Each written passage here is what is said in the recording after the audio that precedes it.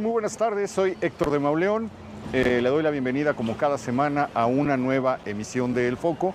Como cada semana le doy la bienvenida a Beca Duncan. Bienvenida, Beca. Hola, muchas gracias, Héctor. Y esta es la calle de Donceles. Estamos caminando por la calle de Donceles, la calle más antigua tal vez nombrada de la ciudad, una de las más antiguas. Desde que estaban en Coyoacán, antes de que se trazara la Ciudad de México, ya aparecen documentos en los primeros trazos mencionada la calle de Donceles, que vendría siendo como la calle de los señoritos. Lamentablemente Marroquí nos da muy poca información sobre esta calle, pero sí nos dice que es una calle donde se asentaron los primeros mayorazgos, los primeros títulos nobiliarios, que fue una de las calles más importantes y más buscadas, digamos, por la aristocracia de los primeros conquistadores. Desde entonces se le conoce como la calle de los Donceles, pues, que es como el masculino de las doncellas, pero que en este contexto es como la calle de los juniors, como la calle de los señoritos, y por eso se le llama de este modo. Tuvo distintos nombres: Cordobanes, Montealegre, La Canoa, Chavarría más adelante, pero bueno, se llama de este modo desde Eje Central hasta la República de Argentina. Es la calle de los libros, de las librerías de ocasión. Qué nombre tan bonito, tan sugerente, librería de ocasión, como si las otras no fueran ocasionales. Y la de las cámaras, la de los artículos fotográficos, todavía quedan muchos de ellos. Alguna vez fue la calle de los cafés, ya no queda nada de eso, pero vamos a recorrer una parte con nuestra amiga, la joven cronista Carla Ceseña, que anda estrenando libro: Encanto y Misterio de la Ciudad de México. Un paseo luminoso por lugares inexplorados, llenos de historia y magia. Un libro delicioso, un libro lleno de datos, de información, en el que Carla ha tratado de seguir lugares poco conocidos de la Ciudad de México, cosas poco vistas y exploradas. Se ha metido en ellas para trazar un relato que pasa por muchos lados, pasa por la Ciudad del Agua, pasa por una colonia que los dos amamos, que es Santa María la Ribera. Se mete a contarnos sus lugares ocultos, sus rincones ocultos, sus historias secretas. Pasa por la nomenclatura de las calles, cómo se fue haciendo la nomenclatura de las calles y los cruces con distintos cronistas. Es un libro que cualquier amante de la Ciudad de México debería... Ah, caray, mira, salió con premio. Y amantes de los libros, Héctor, porque hay que decir que algo que Carla hace maravillosamente bien es turismo literario. Tiene este proyecto que nos encanta, Ciudad Literaria. Búsquenla en Instagram, hace paseos, hace contenido en redes sociales.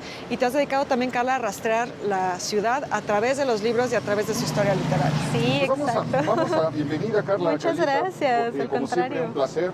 Vamos a hacer un recorrido por algunos de los lugares, por algunos de los momentos de este libro que le recomiendo ampliamente. Miren, aquí me encontré un billete de a peso.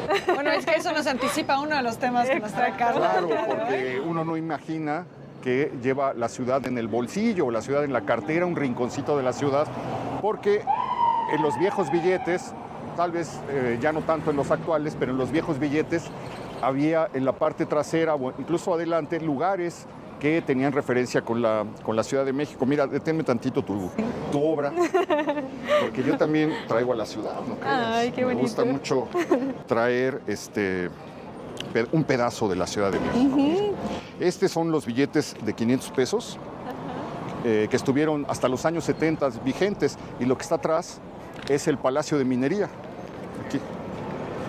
Y aquí traigo un pedazo del Palacio de Minería, y aquí traigo uno idéntico al tuyo, que trae el Ángel de la Independencia, y aquí traigo a la bellísima gitana del billete de 5 pesos que fuimos a ver en la Palacio de Moneda. Atrás tiene también bueno, veo que ahí traes algunos más. Sí, exacto. A ver, es que Carlita es millonaria, ahorita nos va a explicar por qué. Nos va a explicar por qué su abuela era millonaria, Sí, porque claro. es una colección de billetes antiguos de casi 1,5 millones de pesos. ¿Cómo le habría hecho para ir juntando y conservando esos billetes? Pero bueno, Carla, Sí, bienvenida, muchísimas felicidades por el libro. gracias. Mil gracias. Déjame llevarlo aquí Sí, en claro la que mano, sí. para mostrarlo bien. Hemos caminado muchas veces la ciudad con Carla. Muchísimas gracias, señor. Hasta luego. Hemos caminado muchísimas veces la ciudad con Carla, y esperábamos ya que apareciera un libro suyo. Aquí lo celebramos con muchísimo gusto. Mil gracias. En El Foco. Y nos cita en la calle. Bueno, pues decíamos, Carlita, una calle antiquísima donde está pues está el Palacio de Xicoténcatl, está el Hospital del Divino Salvador para mujeres, o estuvo el Hospital del Divino Salvador para mujeres dementes, estuvo el Teatro Frufru, que fue el Teatro Renacimiento en la época del Porfiriato, estuvo el Teatro Iturbide, que luego fue la Cámara de Diputados y hoy es la Asamblea Legislativa, estuvo el Teatro Esperanza Iris, casi por donde uno puede ir pasando va encontrando la historia de esta ciudad, pero hoy vamos a buscar los lugares poco vistos y poco conocidos de la calle de Donceles y nos citas, Carla, en el número 79 de esta calle, donde está una de las librerías de ocasión que le han dado un rasgo característico desde hace por lo menos 50, 60 años, ¿no? Sí, totalmente. Pues bien, como dicen, pues primero muchas gracias por la invitación. Estoy muy contenta de que estemos hoy aquí, porque además lo que quiero mostrarles este día es el lado literario del centro histórico y principalmente de cómo los libros me han hecho llegar a este tipo de rincones y de lugares que son poco conocidos. Ahorita estamos empezando, digamos, en la parte abierta al público, la parte que todas y todas pueden caminar, llegando aquí a una librería de las más especiales del centro histórico que se llama Librería Selecta y en este espacio, pues como bien pueden observar, lo que se venden son libros antiguos. De libros segunda, tercera, sí, cuarta, quinta. Exacto. Mira, aquí hay el teatro en México entre la Reforma y el Imperio, una obra de Luis Reyes de la Maza, una investigación genial que hizo Luis Reyes de la Maza recorriendo las hemerotecas del siglo XIX, los periódicos del siglo XIX, para ver qué menciones hacían de la actividad teatral. Y logró construir, a partir de los periódicos, aquí están las notas, las reseñas de Altamirano, de Zarco, de muchísimas personas, logró construir una historia del teatro en México por distintos momentos. Un libro de Artemio de Valle Arizpe. Aquí tienen varios firmados, de hecho, de Artemio de Valle Arizpe, cronista de la ciudad. Yo creo que don Artemio debe haber hecho un corajazo con este libro, Beca, porque mira, Lirios de Flandes, pero tú lo abres y salió mal la impresión. Bueno, pero eso lo hace más especial. Claro. Ahora ese es un libro que vale muchísimo. En ese momento de haber dicho esto no sirve, está de cabeza y en la parte final lo abres y está... Esto tienes toda la razón, para los amantes de los libros esto es una rareza. Joya, pero no les digas porque lo voy a comprar. Te lo van a ganar, Héctor. No, escóndelo. Y las iglesias coloniales de la Ciudad de México en un plano de 1776, esto lo podríamos usar como guía para hacer. Sí, podemos hacer un recorrido con ese libro. Claro. Este también hay que llevarlo. Sí, es que algo muy bonito de los libros es que nos hacen recorrer la Ciudad de México, encontramos en ellos joyas que son impresionantes y de ahí nace un poco también mi curiosidad, porque como bien dices, Héctor, pues en el libro traté de mostrar espacios ocultos, pero no pude evitar hablar también de los libros. Entonces las librerías de viejo, desde luego, son espacios en los que he aprendido muchas cosas de la Ciudad de México y particularmente me interesa también su historia porque siempre encuentro cosas asombrosas alrededor de las librerías anticuarias. Esta, por ejemplo, abre sus puertas en diciembre de 1968. En realidad empieza a operar formalmente en enero de 1969, pero desde entonces es una de las librerías más icónicas de Donceles. De la familia López Casillas. De la familia López Casillas, Oye, así es. Carla, y en este trabajo que has hecho rastreando la historia de las librerías en la Ciudad de México, ¿has encontrado algo que explique por qué Donceles es la calle de las librerías? O sea, pues, a ver, la Ciudad de México tiene esa disposición que viene de la ciudad virreinal, ¿no? En realidad eso surge de los gremios. Claro, sí. En la Edad Media las ciudades europeas se dividían por gremios, ¿no? Entonces había una calle como la hubo aquí, una de plateros, otra de carpinteros, etcétera. Ahora nos hace la vida muy práctico porque si uno necesita algo de plomería, pues ya sabemos que hay que ir a la calle de artículo 123, sí, ¿verdad? Pero me imagino que tiene que ver con esa lógica casi gremial de unir los comercios por calle, pero ¿por qué Donceles se vuelve la de las librerías? Bueno, yo tengo un par de teorías al respecto. En principio, en realidad las librerías de viejo y las librerías tan icónicas de la Ciudad de México nacieron en esta zona de la ciudad, empezando por quizás por Rúa, ¿no? La librería Cultura, también muy icónica. Claro. Entonces, esas librerías quedaron enclavadas en lo que más tarde se convirtió en el barrio universitario, porque estaban muy cerca a San Ildefonso, estaban muy cerca a todo vamos a ir a la Plaza Santo Domingo. Exacto, la Plaza de Santo Domingo, la Escuela de Medicina estaba por ahí, y entonces siento que de ahí empieza a haber un boom de las librerías. De hecho, hay muchas direcciones en torno a esta zona del centro histórico, y particularmente en segundo lugar la familia López Casillas, que es una de las más tradicionales de libros. Todo en realidad empieza con el abuelo de ahora las generaciones que se encargan de regentar estas librerías, y entonces la primera que surge en Donceles es la Selecta. Después de esa tengo entendido que hubo alrededor de 10 librerías de la misma familia que se asentaron en Donceles. Claro. Pero esto es interesante porque, claro, el barrio universitario, los estudiantes generan una demanda de libros. Entonces, y como no tienen muchos recursos, de preferencia libros usados.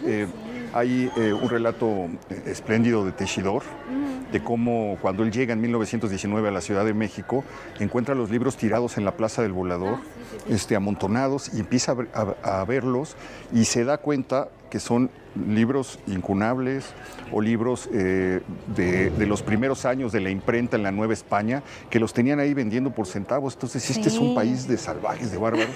Los compró y se los llevaba, porque llegó con muchas carencias y muchas necesidades, se los llevaba a los Porrúa. Ay, sí. Y le decía, oiga, este libro, oiga, pues sí, entonces se los revendía y ganaba unos pesos para comer. Y les llevó tantos libros que un día los Porrúa le dijeron, ¿por qué no hace una colección de libros imprescindibles que todo mundo tenga que leer? Y así nació la colección Sepan Cuántos de Porrúa, dirigida y coordinada por él. Pero mira, aquí tenemos a Aldo Casillas.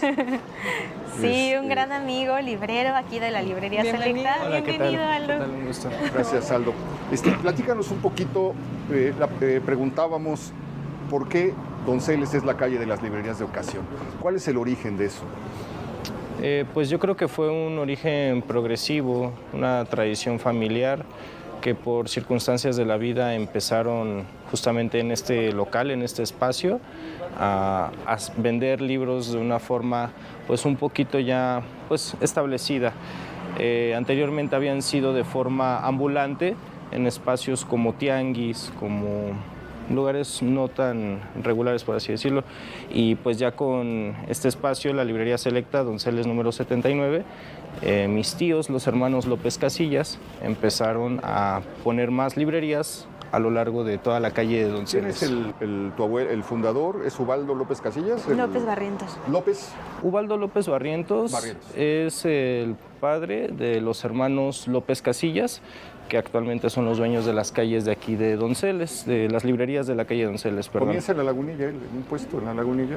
Comienzan mis abuelos, los Casillas, mi tío abuelo Nicolás Casillas, empieza también Esteban Casillas, empieza Delfino Casillas y Berta, ellos son los hermanos Casillas. Cuando Berta se casa con Ubaldo, Ubaldo adopta la tradición de Casillas y entonces los hijos de Ubaldo pues son los que terminan haciendo la institucionalización, si así se le puede decir, claro, ¿no? Porque ya es toda una institución reconocida pues incluso a lo largo de otros países. En algunos otros países me han reconocido o nos han comentado que en sus ciudades no hay tantas librerías en una misma calle, ¿no? Tan juntas, y que pues es único prácticamente en su especie. El mundo, ¿no? Hay ciudades del mundo que se caracterizan por la zona de librerías de librerías antiguas, y en ese espacio ocupa un lugar privilegiado la calle de Donceles. Oye, esto es fascinante porque, bueno, dicen que tienes que tener un hijo y plantar un árbol. En el caso de los López Casillas es montar una librería. Exacto. Eso es lo que Es la intención. Eso es lo que hace la familia López ¿Cuántos Casillas. libros hay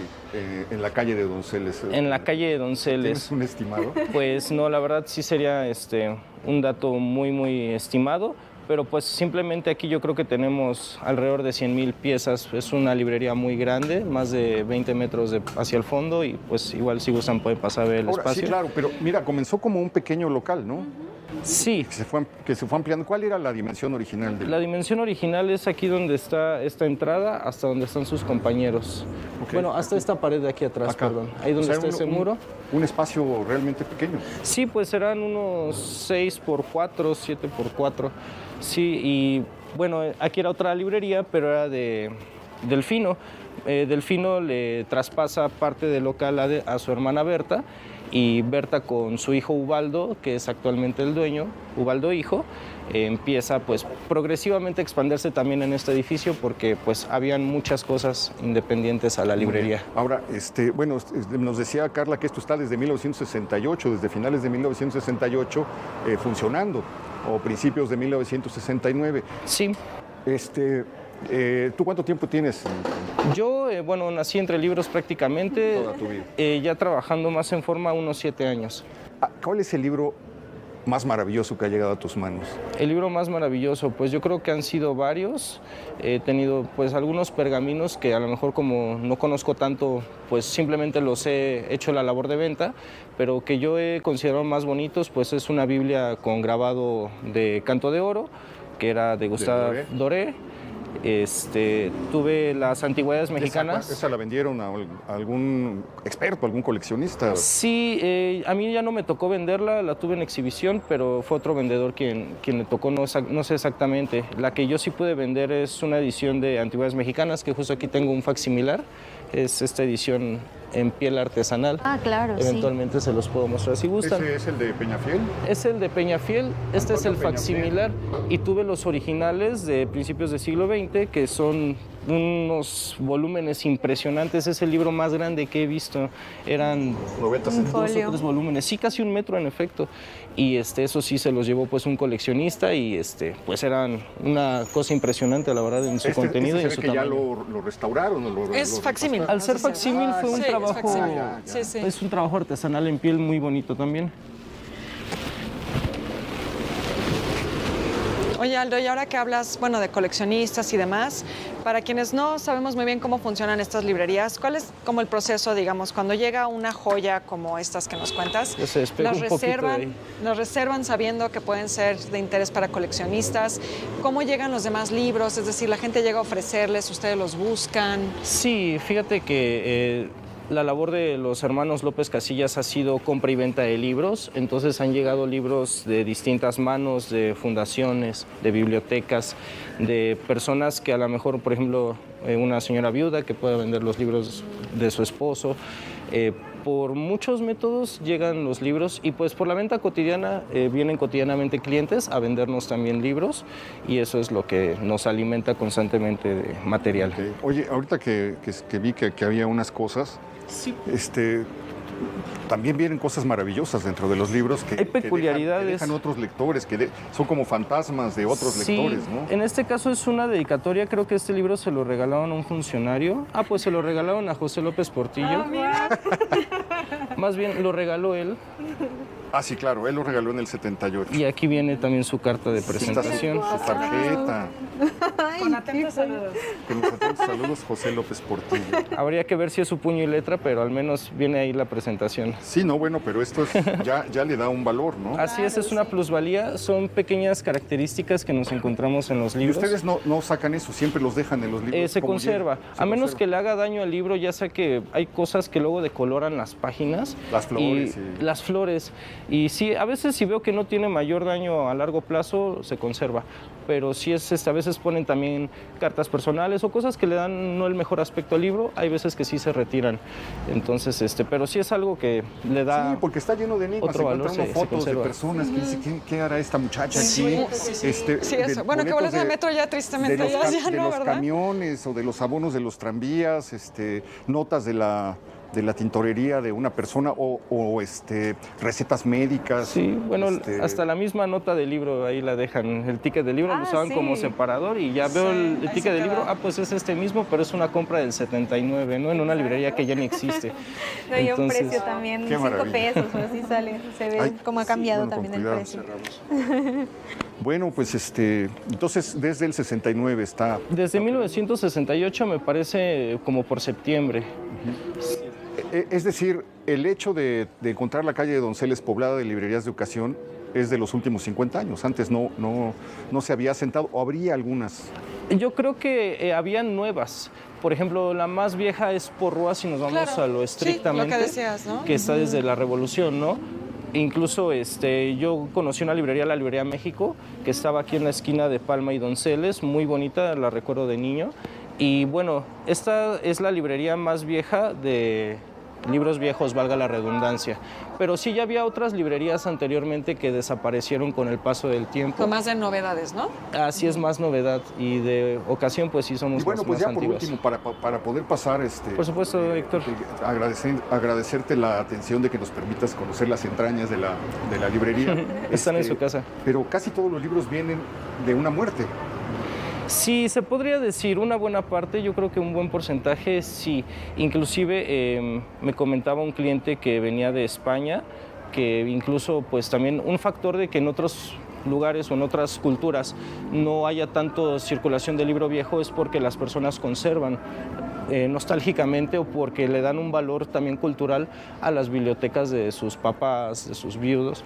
Entonces aquí no tanto, aquí lamentablemente pues hay una situación de querer espacio y pues es más fácil deshacerse de los libros. ¿Has comprado alguna biblioteca de algún personaje famoso? Sí, tuve la oportunidad de comprar la biblioteca de Tomás Mojarro a su hijo, que también se llama Tomás Mojarro. Se han comprado bibliotecas a personajes tal vez no tan reconocidos, pero sí personajes académicos que se ve que eran reconocidos dentro de su gremio. Hace poco se compró una biblioteca a un licenciado que ahorita no recuerdo su nombre, pero deshizo su biblioteca personal y eran buenísimos libros. Y vienen alumnos de él y me dicen, es que él fue mi maestro. Me pasó con el ingeniero Favila, que también vendió su biblioteca de excelentes libros de ingeniería mecánica, física, matemáticas, y vienen personas que dicen, es que yo conocí a Favila, fue mi maestro. Decía Selva, ¿no?, que una de las partes más emocionantes de su trabajo era cuando llegaban las cajas y las comenzaba a abrir sin saber bien a bien qué iba a ver, la sorpresa. ¿No? Sí, es una sensación muy bonita como librero el hecho de llegar y conocer un mundo por explorar, ¿no? Tanto para clasificarlo, para empezar a ver en dónde se van a exhibir los libros, qué precios vamos a contemplar.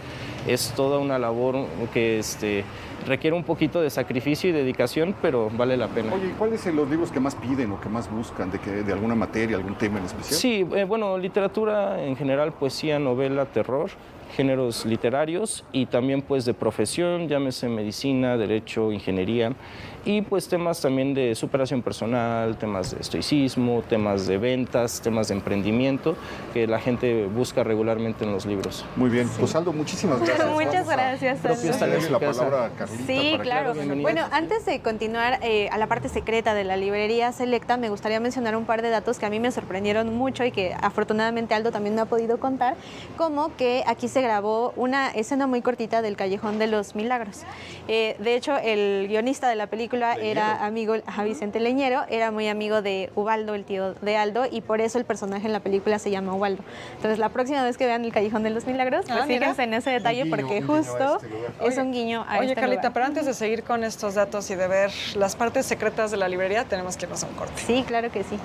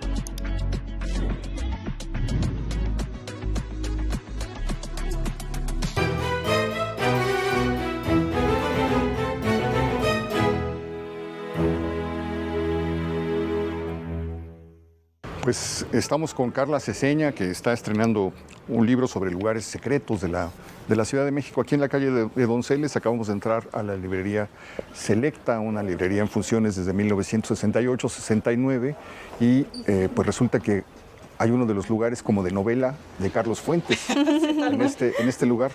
Bueno, tú dices que Carlos Fuentes sí conoció. Sí conoció este espacio según lo que me han contado los libreros. De hecho, Aldo me ha mencionado que una de las últimas entrevistas de Carlos Fuentes fue aquí. Desafortunadamente no han encontrado el documento de dónde quedó esa entrevista, porque digamos que esta historia llegó a oídos de Aldo pues por lo que decían las antiguas libreras. Y ahorita estamos ingresando en lo que es el almacén de la librería Selecta.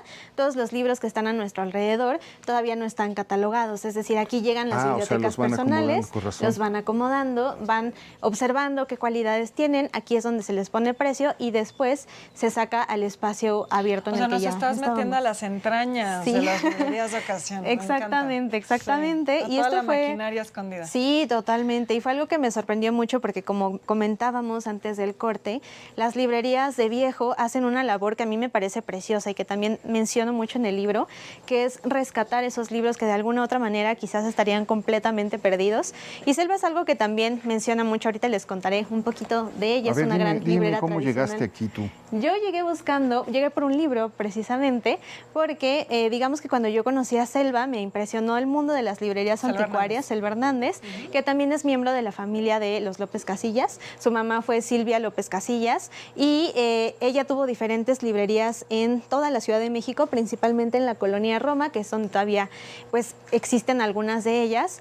Y así fue como descubrí. Silvia es la gran librera, ¿no? Claro, sí, pues tú la conociste, sí, si no sí. me equivoco. Sí, Sí. con muchísima admiración porque sabía todo sobre los libros, ¿no? Sí, yo no tuve la fortuna de conocerla, pero Selva me dirigió y me recomendó mucho este libro que se llama Libreros. Es un libro además muy misterioso porque si se fijan no tiene ningún título, pero tiene una portada de libros.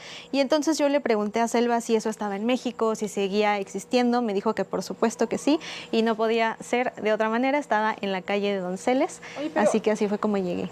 Para quienes no te han seguido tanto tiempo como nosotros, Carla, según tengo entendido, tú empezaste con esto de los libros pues por tu vocación también, un poco por el diseño editorial. Sí, ¿no? precisamente. Así es como te empiezas a meter en el tema de todo este mundo que hay detrás de lo que vemos normalmente de los lectores comunes y corrientes, ¿no? Sí, totalmente. Y me fascinó sobre todo el mundo de las librerías de viejo. De hecho, para mí son como puertas a otros tiempos también, a otros espacios, porque como dice Héctor, pues vemos firmas, encontramos firmas, fotografías de la ciudad, de otras ciudades, y todo esto me impresionó muchísimo. Entonces yo les tengo un montón de cariño a las librerías de viejo. Esto es maravilloso. Aquí hay grabados de libros del siglo XIX que venían en el libro y los separaron para hacer tener pequeños cuadritos con ellos. Son litografías. Sí. Eso es bastante común porque los libros venían antiguos así, ¿no? tenían mucha a veces litografía. Incluso, sí, incluso a veces coloreadas a mano, con acuarela. Entonces, bueno, realmente había un trabajo artístico muy interesante en esos libros, interesantísimo. ¿No? Y a veces los libreros les llegaban, por ejemplo, de estas enciclopedias que hoy ya están muy en desuso, y otra forma de seguirles dando vida de alguna manera es recortar esas ilustraciones y decorar las librerías. Es donde desembarcan los libros. Hay una sensación que no sé, ¿verdad? Sí, es muy extraño. Hay una sensación, vamos a... Sí, de tantos libros. Entonces, pues ahorita vamos a caminar hacia uno de los espacios más fascinantes y ocultos. Aquí creo que cuando la gente camina por la calle de Donceles no se imagina lo que esconde esta calle. Entonces vamos a caminar hacia acá. Vamos de este lado.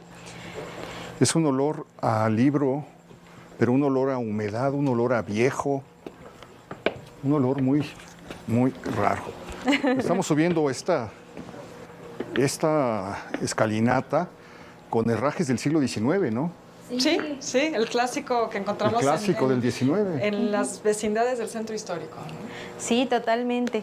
Y entonces, bueno, aquí, aparte de ser el almacén, también me han contado que se han filmado algunas películas, algunos comerciales.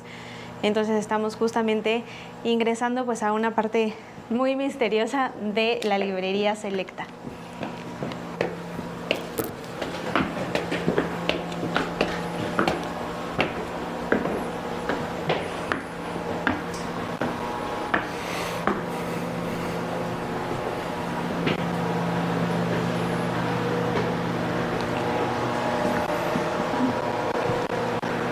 Bienvenidos. Qué maravilla de lugar, ¿eh? Sí, la verdad es que es un espacio muy impresionante. Como les mencionaba, yo llegué buscando la portada del libro de libreros. ¿Qué es esto? ¿Qué es esto? Es precisamente esto. Y es muy bonito este libro porque además cuenta la historia de los hermanos Casillas. Entonces aquí pueden encontrar ustedes pues cómo iniciaron las librerías, y ese es el espacio que quería traerlos, porque los libros siempre nos llevan a lugares de la Ciudad de México pues muy inesperados, y que a pesar de que hemos pasado 1000 veces por la calle de Donceles, no sabemos que existen.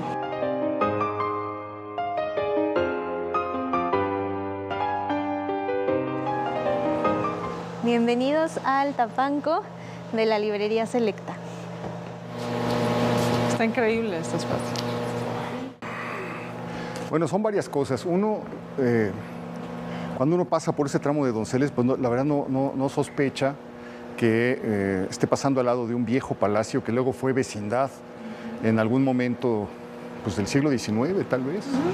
Sí, hay huellas del pasado también en el edificio. Por ejemplo, Aldo me ha contado que cuando les iba muy bien a las librerías de viejo y tenían mucho personal ayudándolos, les daban de comer. Entonces, si se fijan, aquí hay un letrero que dice cocina. Ah, sí. Aquí estaba la cocina, y poco a poco este edificio se fue llenando de libros. De hecho, creo que la sensación que tenemos de este misterio que hay, ¿no?, de tantos libros, los olores que hay por aquí, fueron la razón por la cual decidieron poner a este Tapanco en el libro. En la portada. Bueno, y estas huellas del pasado pues también se ven en el piso, ¿no? Sí, Ahora claro. que subimos incluso en la escalera, si notaron, se ve un poco la pintura mural original. Entonces nos da un poco como un testimonio de cómo eran estos viejos edificios del centro en su época de esplendor. Pero estos libros ya más bien están como pues ya muy deteriorados, ¿no? Sí, estos son decorativos. mexicana. De hecho, justo la forma en la que yo me he enterado de las historias que hay de las librerías de viejo, particularmente de la familia López Casillas, pero en realidad del mundo de la bibliofilia, ha sido también gracias a Selva. De hecho, en el libro menciona un poco la historia de esta revista, La Galera. Sí, claro. Es una revista muy icónica que se empezó a editar en 1996, cuando Selva Hernández era una estudiante de diseño, y ella y su tío Mercurio, que también es vecino de librerías de viejo aquí en la calle de Donceles, decidieron hacer un boletín. Los hermanos de la hoja, ¿no? Sí, los hermanos de la hoja. Actualmente es el regente de bibliofilia, y recientemente abrió otra librería que se llama Mercurio, y ahí, bueno, tiene muchos libros especializados en arte, que se ha vuelto su especialidad. Él es precisamente un estudioso de José Guadalupe Posada. Bueno, y tiene el Salón Posada en Coyoacán, que no hemos ido, Héctor, pero deberíamos ir. Es la colección más grande que hay de José Guadalupe Posada. Sí, de hecho a Mercurio López Casillas le han pedido museos internacionales parte de lo que tiene él guardado respecto al grabador. Y en la revista Galera lo que hicieron Selva, Mercurio y otros colaboradores fue realizar un boletín de bibliofilia. Entonces, en cada número habrían historias sobre libros y pequeñas entrevistas con los libreros, con los que regentaban las librerías. Aquí hay una con Ubaldo López Casillas. Oye, pero me encanta, boletín que navega por las librerías de viejo. Sí, totalmente. No, y además es un tesoro por la información que trae, porque aquí está explicado el origen de todo. Era temática la revista, ¿no? Sí, empezó siendo un poco general. Los primeros volúmenes, de hecho, también lo menciono, son un poco generales. Hablan de textos recuperados de bibliofilia, de historia de los libros, de ilustraciones. Por ejemplo, esta portada me encanta porque es un ex libris de Roberto Montenegro.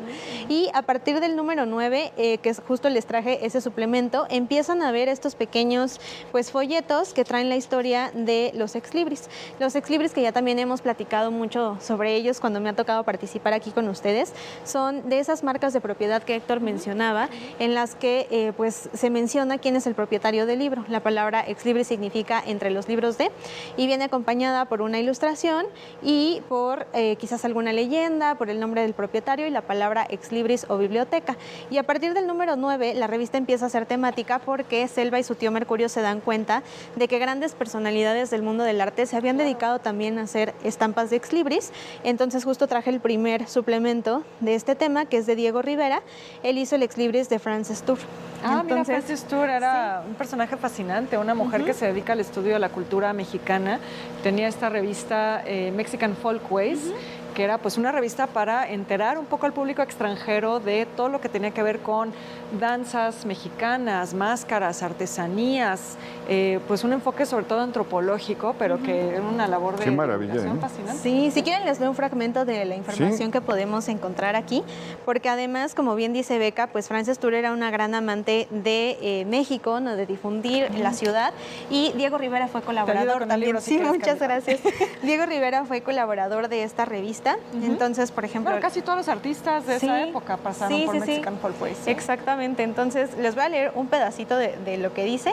De 1925 a 1937, la escritora y folclorista estadounidense Frances Tour editó la revista bilingüe inglés-español Mexican Folkways. Diego Rivera tomó la dirección artística a partir del número 5, cargo que ocupó efectivamente hasta su partida a la Unión Soviética en octubre de 1927.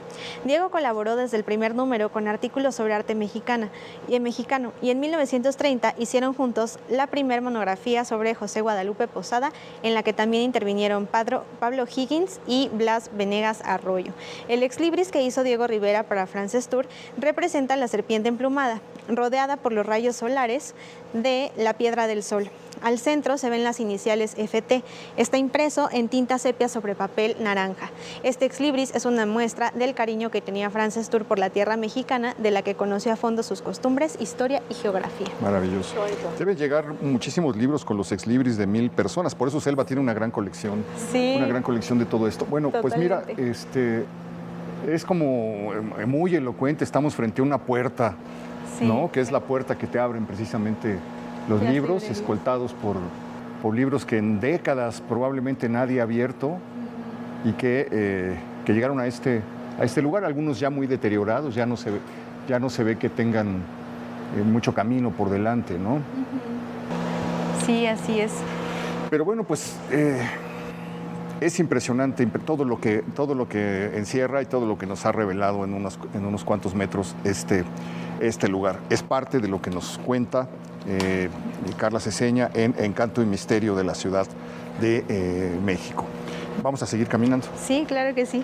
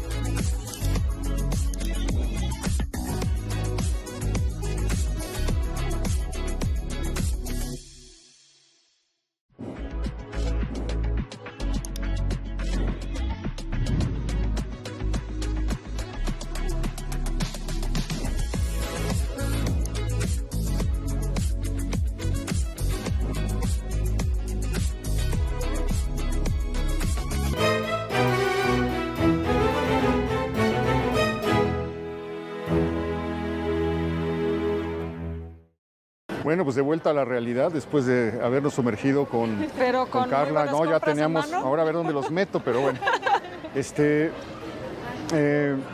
No, es que es una sensación extrañísima estar adentro, rodeado de libros en ese espacio que lleva tanto tiempo cerrado, oculto, en sombras, ¿no? Y uno piensa en todo lo que cargan los libros usados, porque pues, no solamente lo que la gente dejó entre las páginas, sino las emociones. Sí, totalmente. De hecho, cuando mencionabas y preguntabas cuántos libros había en la calle de Donceles, vino a mi mente una introducción de una antología que me gusta mucho que hicieron Vicente Quirarte y Bernardo Esquinca de Ciudad Fantasma. En la antología ellos dicen que en Donceles están todos los fantasmas del mundo, precisamente porque se encuentran contenidos en los libros. Entonces claro, es algo que me fascina. Maravillosa esa lectura. De hecho, Bernardo Esquinca en su increíble serie Casasola, pues incluso plantea las librerías de viejo como portales del tiempo, ¿no? En esta literatura fantástica que escribe él. No, y de hecho también sitúa varios de sus relatos en Donceles. Algo que a mí me interesa mucho es justo buscar la huella literaria en el centro histórico, porque parece que hay una novela, siempre hay un libro, siempre hay algo que te lleva al centro histórico, y creo que eso es algo maravilloso. Por supuesto, la saga Casasola de Bernardo Esquinca es un ejemplo además contemporáneo. Claro. Aura de Carlos Fuentes también comienza en la calle de Donceles, además en un número que no existe. ¿69? Sí, es 69, así es. Y en el principio pues vas paseando por esta calle y te encuentras con este tipo de edificios que te hacen pensar que Aura realmente sí existió, porque hubo un fenómeno también con la publicación de Aura, que la gente iba a buscar el número de la calle de Donceles que menciona Carlos Fuentes. Más tarde también hubo una librería, la Casona de Aura, porque la gente pensaba que pues ahí la podía encontrar. Entonces esto es maravilloso siempre. Oye, pasamos frente a la otra librería que fue donde estuvo Los Hermanos de la Hoja. Esa era ha sido una de mis librerías favoritas por todas las maravillas que se encuentran aquí. Y leyendo las memorias de Torres Bodet, dice que de niño, muy niño, vivió aquí. No sé si vivió aquí o vivió aquí. Wow. Dice que estaba ahí. Y tiene en las memorias un relato muy vívido y muy hermoso de cómo era este rumbo en los años en los que Jaime Torres Bodet, esa generación nació en 1904, 1900. Como Salvador Novo, justo la transición del 19 y 20. Entre el final del Porfiriato y el inicio de la Revolución. Sí, totalmente. Era la ciudad. Bueno, y habrá que imaginar que todos ellos también cruzaban frecuentemente Donceles en su camino, un poco en la misma ruta que estamos haciendo ahora, hacia la Escuela Nacional Preparatoria. Claro, que hoy es el antiguo colegio de San Ildefonso. Aquí vivió don Gabriel Yermo, español, que encabezó la sonada que derrocó al virrey Iturrigaray en 1808, es decir, 2 años antes de la Revolución, de la Independencia, del estallido de la Independencia. Hay ya un intento de independentista, y se da precisamente en esta calle, ¿no? Sí, ese detalle que acabas de notar, Héctor, es otra cosa que a mí me fascina de la Ciudad de México, que es cómo de pronto aparecen placas, incluso en los nombres de las calles podemos ver esta huella de la historia, no solo literaria, en general de los edificios, de las cosas que sucedieron aquí. Más adelante hay otra plaquita de Dongo, ¿no? Vamos que también a atravesar es muy para famosa. verla. Agradece mucho a la gente que se sienta a pensar en dónde poner placas. Sí. Nos hace muy fácil el trabajo. Así les va. Vámonos para ahí enfrente. Por cierto, el libro habla de los esfuerzos de muchos cronistas por explicar, por retener un poco la memoria para evitar su desintegración, ¿no? Sí, totalmente. Para mí los cronistas han sido una parte fundamental en mi acercamiento a la Ciudad de México. Creo que gracias a ellos pues han sabido, a través de su palabra y de las historias que investigan, infundir esa curiosidad por la ciudad y por recorrerla y por seguirnos asombrando a pesar de que pasa el tiempo y la ciudad se transforma. Entonces siempre cuando vengan al centro histórico me gusta mucho recomendar que se fijen en las plaquitas que abundan, afortunadamente, desde el siglo XX, ¿no? Creo que es algo bastante maravilloso. Sí, bueno, la ciudad se transforma, la ciudad cambia, en 10 años se vuelve otra, pero esas placas siguen hablando y siguen contando momento. Esto es otra forma de leer la ya ciudad no está la también, placa de ¿no? Dongo, ¿verdad? Sí, creo que está más adelante. Ahorita, déjenme ver, es que como estamos al revés, estoy segurísima de que la vi y le tomé fotografías. Mira, un proyecto de Antonio Caso. Claro, también aquí. Pero es que creo que también las están placas- esas otras placas que son no las históricas, sino las llamadas placas autorales, que son lo que también nos indica quién construyó los El edificio, sí, importantísimo también. La placa que hablaba del asesinato de don Joaquín Dongo en 1789. ¿Sabes qué? Creo que estaba aquí. Pero ha desaparecido. No, es que el lugar era este edificio. Pero pues ya no está la placa. Sí. Pues ya no está la placa. Aquí está, ya. Todavía ya, nos tocó verla, sí, ya ves, estoy te yo dije, haciendo era un por aquí, escándalo, yo dije, sí, aquí está la placa. Aquí está. Sí, En esta sí. casa fue asesinado don Joaquín Dongo en 1789. 1789. Sí, eso lo podemos ver también a través de los libros y las leyendas. Por ejemplo, mientras contabas la historia de la calle de los Donceles, recuerdo mucho a Juan de Dios Pesa, que también fue centricolano, vivió aquí, también hay placa en su casa, afortunadamente, y él narra igual en un libro de leyendas que edita precisamente por Rúa, pues además en verso, narra Claro, los nombres Una de las proeza. calles. Sí, sí, sí. Él y Vicente Rivapalacio se encargaron de hacer libros que hoy son maravillosos, que incluso tienen cromolitografías o elementos que son muy bellos para contar las leyendas de la ciudad, y en muchas de ellas pues también podemos encontrar el origen del nombre de las calles. Este asesinato es estrujante, Sí. es el primer multihomicidio, digamos que podría estar ocupando una antología de la Nota Roja, porque matan a entre 11 y 14 personas, 3 sujetos que se meten a robar a la casa de don Joaquín Dongo, un hacendado, un comerciante muy acaudalado. Corre la versión de que guarda una caja de caudales repleta de oro y de plata, y entran unas personas una noche y se llevan el dinero en el carruaje de don Joaquín. El carruaje lo abandonan en la plazuela de Tenexpa, y a partir de ese momento alguien que pasa y ve el carruaje pregunta de quién es, y ve las iniciales y le dicen es de Dongo, viene a avisar y encuentra la puerta entreabierta, la abre y encuentra el espectáculo más pavoroso que se había vivido en la ciudad en ese tiempo. Hoy probablemente ya no se espantaría a nadie después de todo lo que estamos viviendo, pero en ese momento la ciudad entera se congregó en esta calle para ver sacar los cadáveres. Se los llevaban en unas camillas hacia donde hoy es el ayuntamiento, a la Diputación, los llevaban en medio de la muchedumbre. Uno de los asesinos se paró entre la gente fingiendo también terror y horror, y bueno, finalmente después de una serie de pesquisas logran dar con ellos y pues les cortan las manos y las cabezas. Y pasamos por otro lugar emblemático, que es el de la preciosa sangre, ¿no? Que hoy es el Museo de la Caricatura. Y una de las iglesias más bellas del centro, el pequeñísimo templo de Nuestra Señora del Pilar, sí. Y que nos lleva al siguiente punto donde nos querías llevar, que es el Colegio Nacional. Sí, el Colegio Nacional lo quiero mencionar rápidamente porque para mí es un espacio fascinante, fundado además por una mujer que se empeñó en abrir la Compañía de María en la Ciudad de México en el siglo XVIII a mediados, y entonces para mí es muy fascinante pasar por este espacio que finalmente se transformó en lo que hoy conocemos como el Colegio Nacional.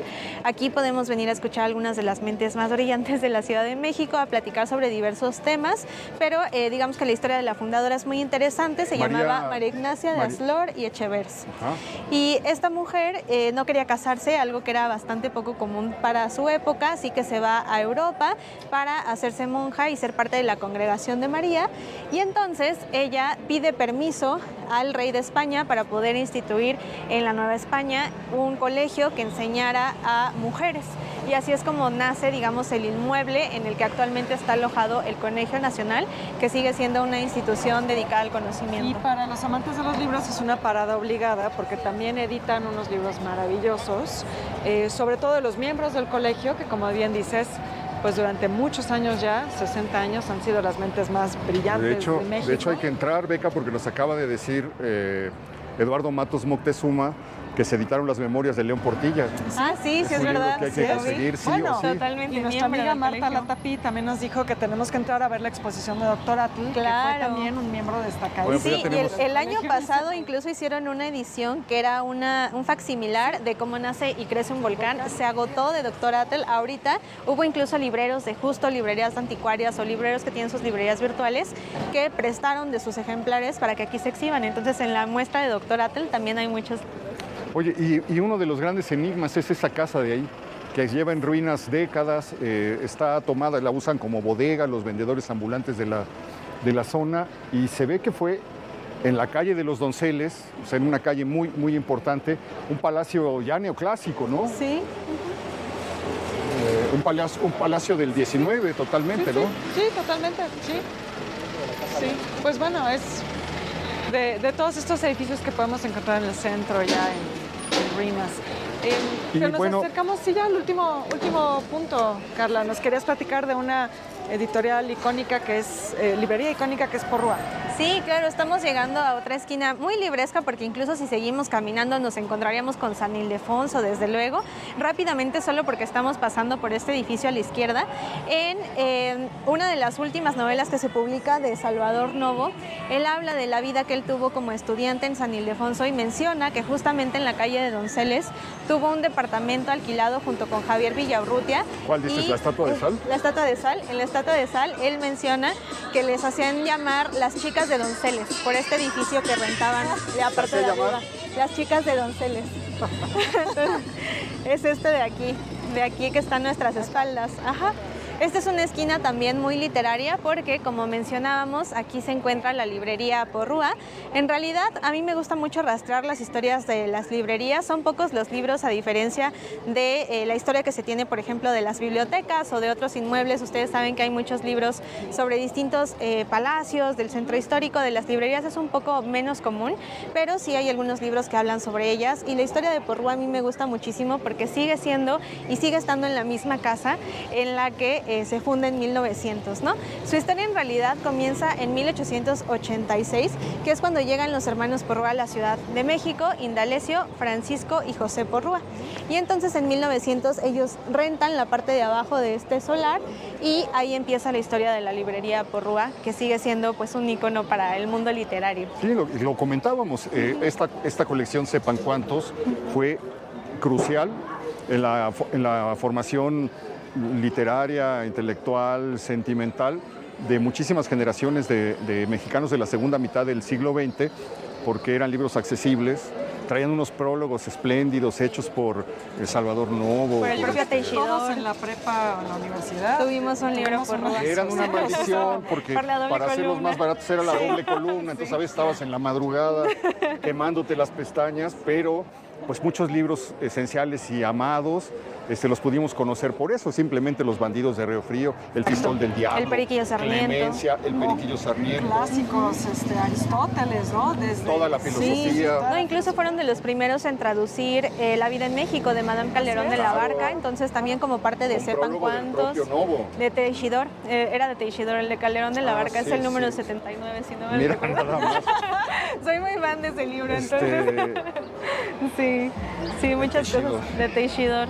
Fue él quien lo realizó. Es que yo tengo la idea de que era Novo el que decía, o no sé si lo cita Teixidor, que llega una extranjera para el puerto de Veracruz para conquistar, como Cortés, pero no para un Cortés con faldas, dice Salvador Novo, pero no para conquistar México, sino para ser conquistada por él. Podría Yo tenía ser. la idea de que a lo mejor lo cita Teixidor. Sí, puede ser porque en realidad hicieron varias ediciones, de hecho tienen 2 tomos, tienen una edición que es como mucho más estudiada y así a lo mejor en ese quizás haya habido pero algo de seguro nuevo, lo pero citan y por ahí. Sí, y pues sí. Podemos entrar a buscarlo, ¿eh? No, ahorita saliendo del Colegio de México, las memorias de León Portilla, pues ya nos están haciendo señas de que se terminó el recorrido, pero nos faltan todavía lugares de los que habla Carla en su libro, que están muy cerca, que podremos visitar en una semana, ¿te parece?